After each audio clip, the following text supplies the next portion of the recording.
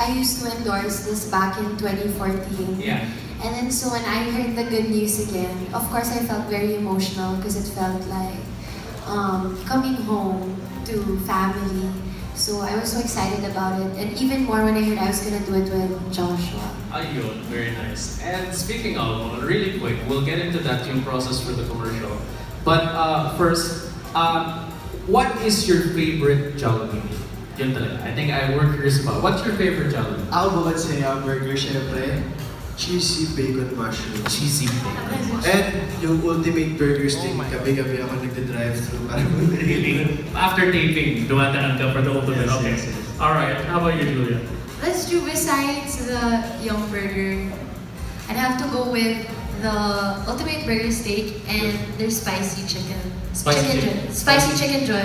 Because I love spicy food. Really? Yeah. So you had the spicy chicken and of course it was just the best thing for you. Yeah, 2 pieces pa with 2 rice. pieces. Yung talaga.